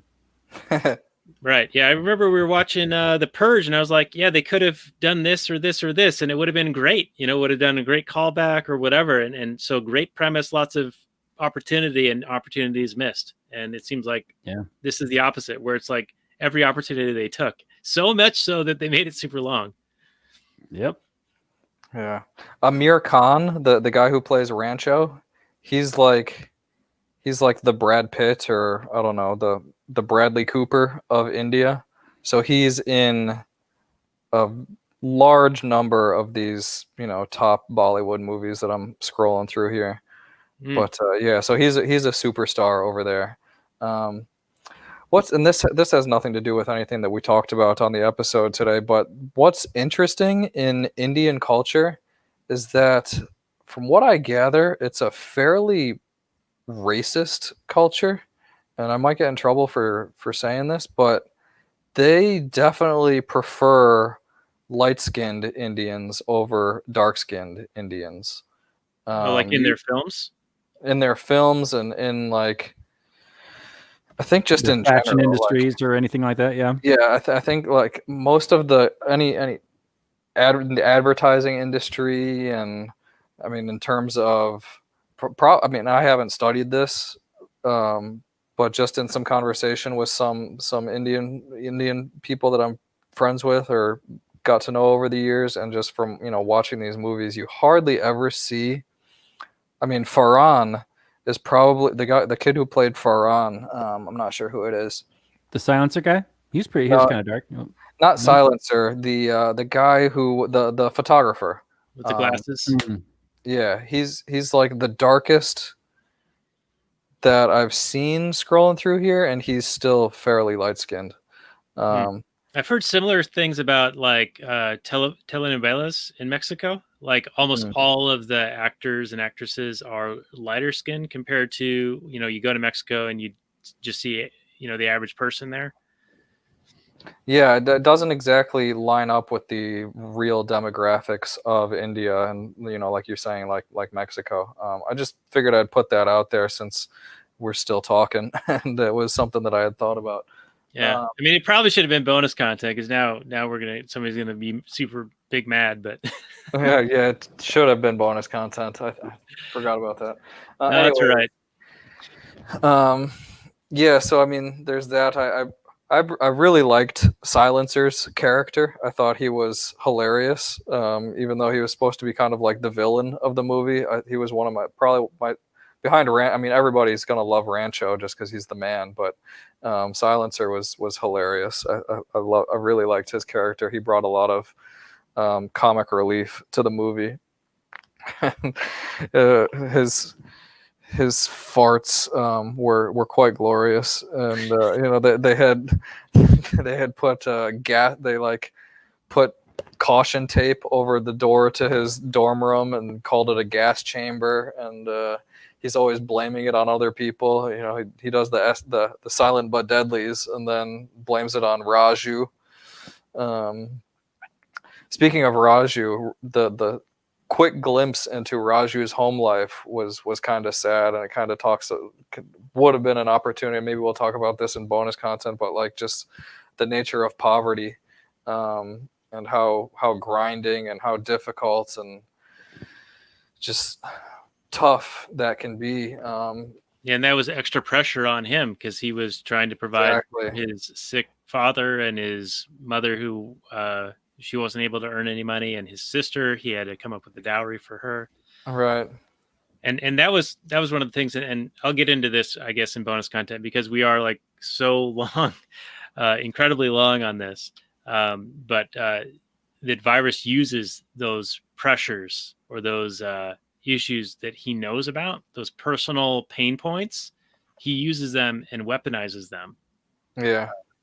When he writes the monthly salaries of the families on the board in front of Raju and Farhan. Yeah. He's just like, hey, this is the salary that Rancho's family makes, and it's like some exorbitant number. And he's like, if you take away a zero, it's still good money. You take away 2 zeros, maybe now you got to start worrying a little bit, and that's what Farhan's family make. And you take away another zero, and well, now you really got to worry, and that's what Raju's family makes. And they're both just sitting there like, and then they try and break off their friendship with Rancho because they're kind of buying into Virus's propaganda there that he's a bad influence on them. Yeah, and he's totally using that that inequality as a wedge and trying to get them jealous of him. Well, I think he's trying to make them think like, oh, this is the reason why Rancho doesn't care, is because he's going to fall back on this, this silver spoon that's in his mouth. But that belies his performance. That belies his talents for sure. Yeah. So anyway, we really should wind this one down. Jared, you've been 8.5 idiots. Yeah. 8.5 idiots. 8.5 idiots from Robert. 8 idiots from me, and we are, of course, 3 idiots talking about the movie 3 Idiots. This has been our episode on 3 Idiots, and you can find the show notes more at lastnerds.com/154. You can find Jared's content linked on there, but Breaking Liberty and Anarcho-Land. And do you have any other links or anything that you would like to share with the audience before we get into the Kathleen Turner Overdrive, which is bonus content available for our Patreon supporters? Nope. BreakingLiberty.com. That's I wrote an ebook about the series Breaking Bad, and it's the subtitle of Breaking Liberty is Libertarian Commentary on AMC's hit show. So it's a collection of essays all about different scenes and plot lines from the great TV show Breaking Bad. Anarcholand.com. My Anarcholand project is currently on hiatus, but that will be coming back at some point. And I kind of hinted last time I was on the show of my desire to do my own podcast, and I think I'm getting closer to pulling the trigger on that. Probably within the next year or two, I think I'm going to get started on that after I kind of get my feet set here. My family just moved across the country. Well, I guess down the country about 8 months ago. So I'm getting my client base built up here, and I'm getting us settled into the home, and I'm getting my kids and my my home life all set up. But I've got a friend of mine who said he would be willing to do all of the production side of the podcast, which makes my life a lot easier. Oh, So Robert knows all about that. That's what you got to do. You got to have a Daniel. Get yourself a Daniel, and it's super easy.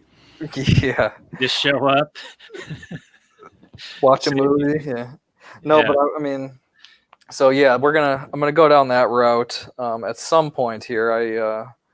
I always appreciate being able to come on your guys' show, because it gives me that chance to vent and let out some of this stuff that weighs on a libertarian, all these regulations and taxes and mass incarcerations and drone bombings and terrible schools and all that the government thrusts upon us. So I appreciate the outlet, and I'm looking forward to building one of my own here at some point. And I have a feeling that I'll be returning the favor, or asking for the favor of you guys coming and joining me, and maybe we'll talk about some episodes of The Wire or whatever here. Come the Anarcho-Cast, whenever that gets going.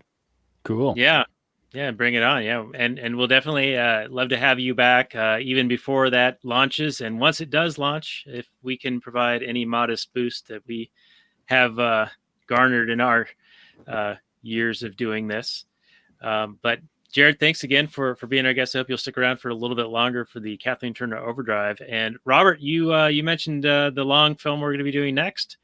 It is Kingdom of Heaven, and it is the director's cut. Now, on Amazon Prime, included, if you are an Amazon Prime member, is the traditional theatrical cut. I do not recommend that you watch the theatrical cut. Please go out of your way to watch the Ridley Scott director's cut, because it is, yes, very long, but it also makes the movie make sense. And that, of course, is a big motivating factor for us in wanting to watch a movie, is if it makes sense. I think, Robert, you would agree with me on that one. And that's why this movie was so satisfying. It made sense. Absolutely. Yes. Watch the director's cut. I'm excited actually to watch it. I do love a good medieval epic. And yeah, it's a shame that they put so much time and energy into Kingdom of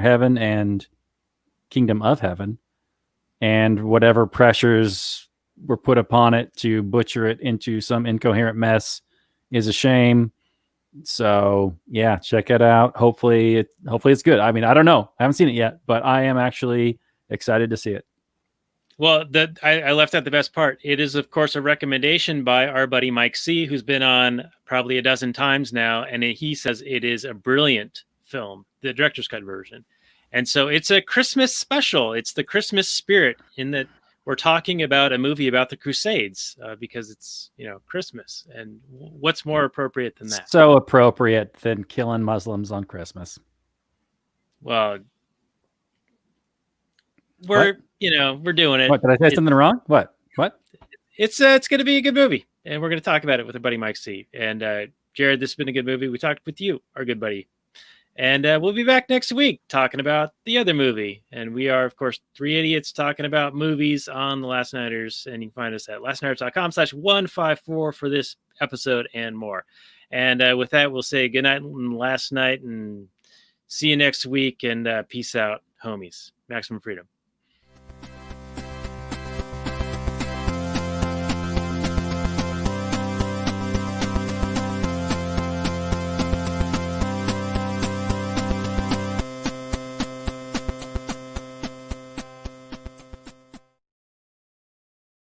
All right, and we're going to continue the transmission for just a little bit longer, even though it's almost been 2 hours of discussion on this movie so far. But I do have a few more questions for Robert, and specifically for Robert, and then I'll get Jared's take on it. But Robert, I'm wondering your take on the age-old question that I always ask you, and it's related to people doing something based on suggestions or orders and how much responsibility that individual has for those things. We mentioned this at the end of the Last Nighters portion of the show, where Virus was taking very personal information that he knew was very, he was striking a nerve, and he was forcing additional pressure upon these students who were already overpressured. And he drove many of them, or several of them in the movie, to suicide or suicide attempts, and including his own son. But that factoid was withheld from him by his daughters. But it is later revealed that his son also committed suicide as a result of all of these pressures. Do you hold Virus responsible in some way for exerting so much pressure that these people would commit suicide or attempt suicide? Your take, Robert. Well, I appreciated this movie that had even Virus gets an arc. Like even the villain, gets an arc in this movie. Like every single character almost. Even the love interest, she gets an arc. I mean, everybody gets an arc. You get an arc. Gets an arc. But Virus, he definitely did some distasteful things.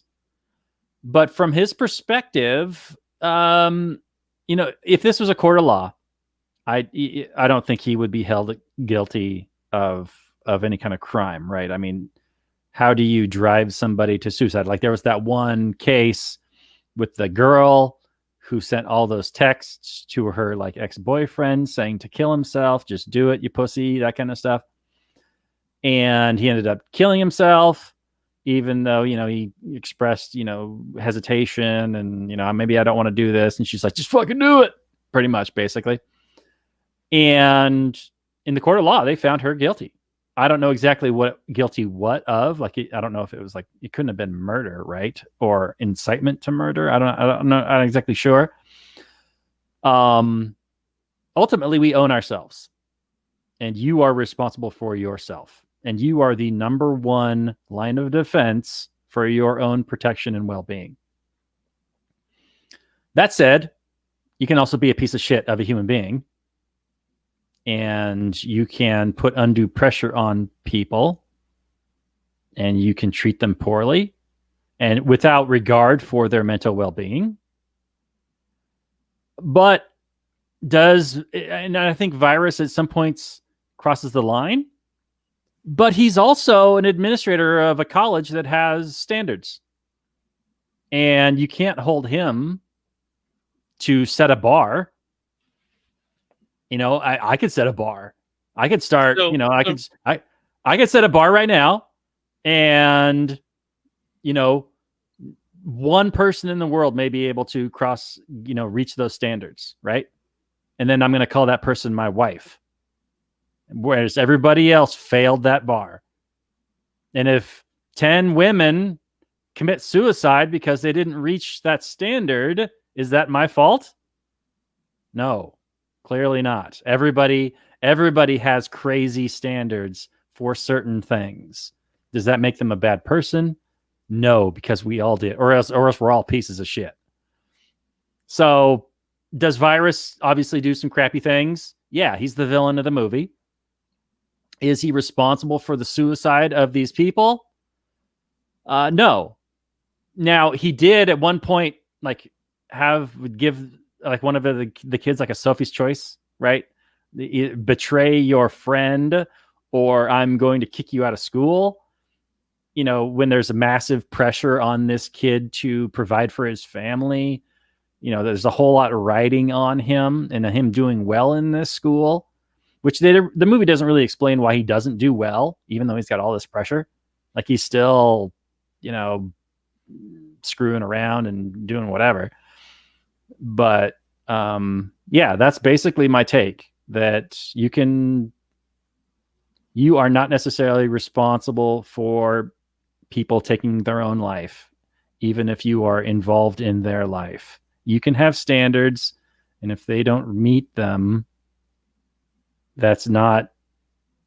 Yeah. It's just an impossible system. If if everybody's somehow semi-quasi guilty of every suicide. Okay, can I break your brain? Yeah, go ahead. Who's responsible for the deaths of despair due to the lockdowns? The rising tide of suicides, overdoses of drugs, for people losing their jobs and their livelihoods due to government edicts. No, government's absolutely guilty of that. That's two different things. That's your apples and oranges. That is not some bar that government is saying, hey, just meet this bar and you're going to be okay. It is government saying you can't operate because you are this. All right. Well, I see virus as very much in the same vein. Is he knows what these kids are working so hard for, and he deliberately takes those very things away, driving them to this despair, very similar to shutting down these businesses and making people not have the opportunity to continue on. That's what I see virus doing in this. So by virus not wanting to associate with this kid anymore, saying you can't go to this school unless you meet these certain standards, you're equating that to government saying you can't operate your business on your property? I'm saying that what virus is doing is taking away their opportunity. And No, similar he's not. to No, he's not. The drone kid. All he's saying is you can't go to this school.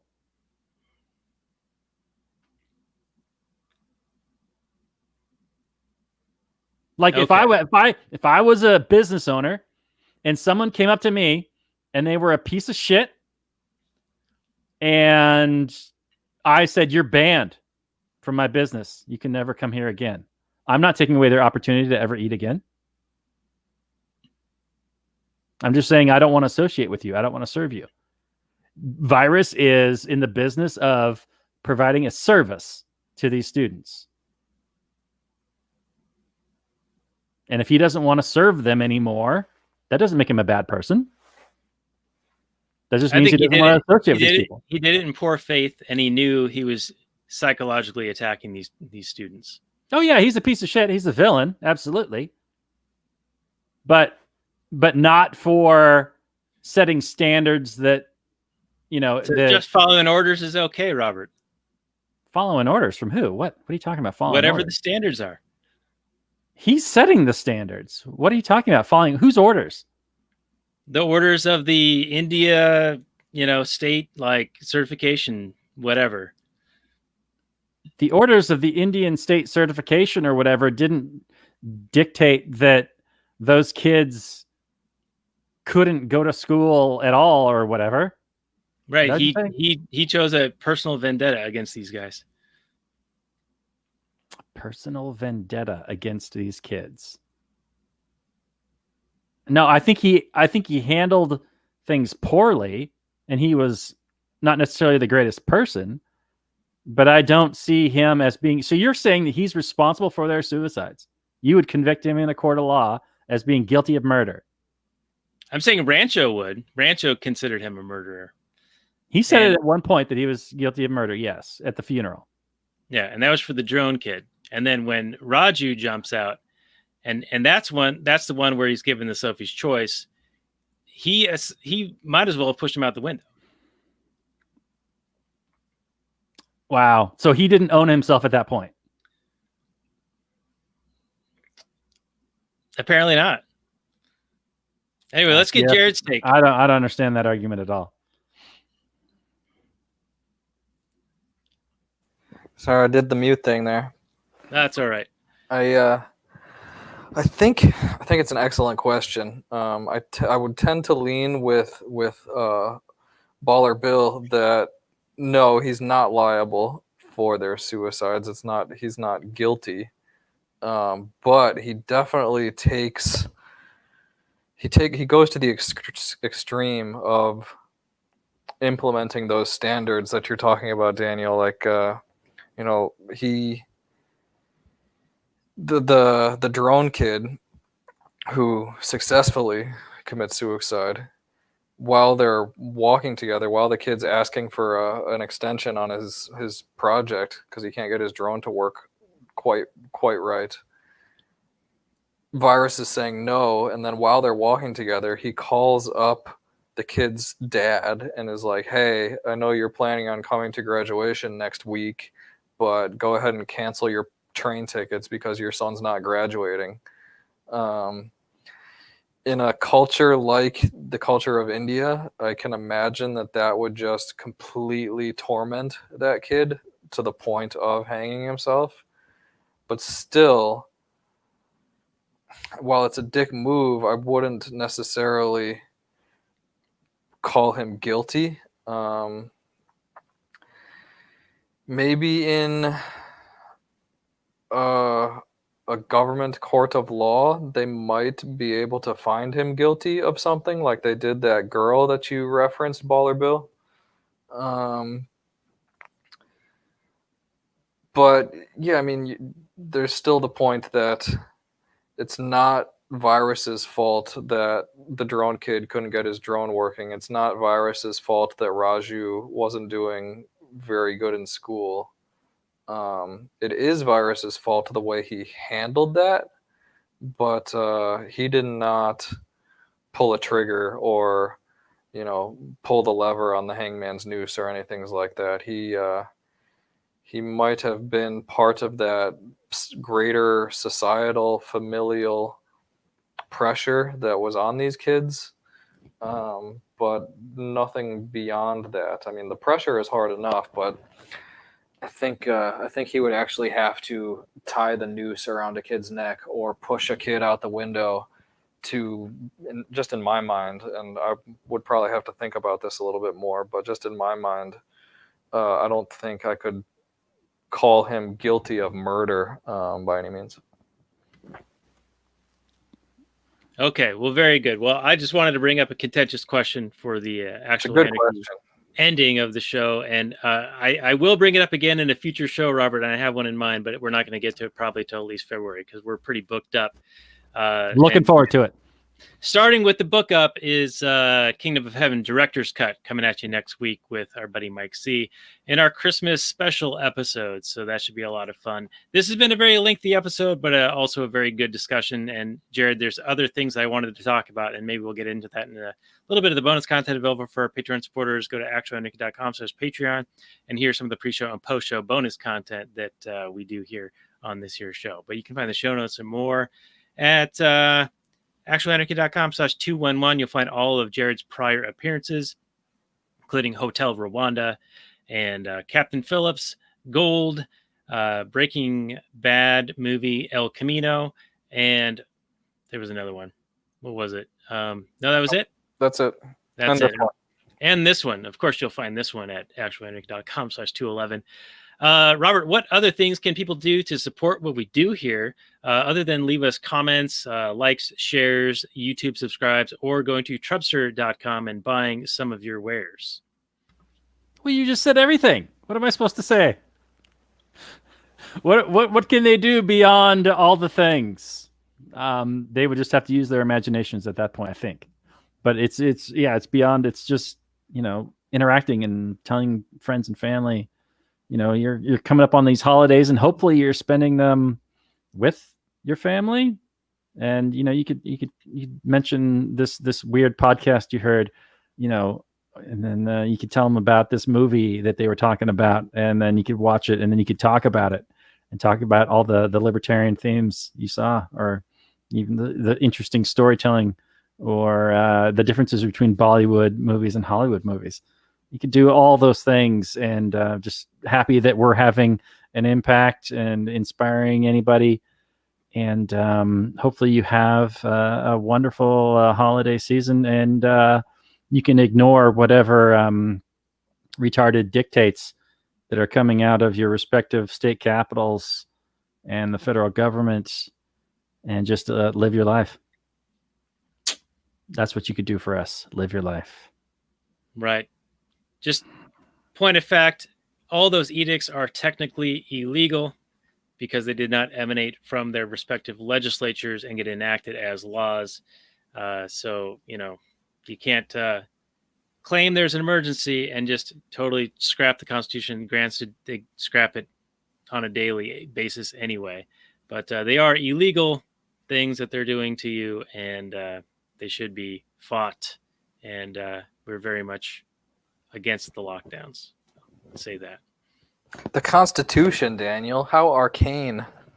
Right. And I'm a Lysander Spooner man, but I say if they claim that that's the law of the land for them, that they should at least pretend to follow it. And they are not doing that. So No, they are not. So that's my thoughts on that. And as always, I say maximum freedom. We'll see you guys all next week. And Jared, thanks again. And we'll see you in the Kathleen Turner Overdrive right after this. Maximum freedom, everyone. Peace out.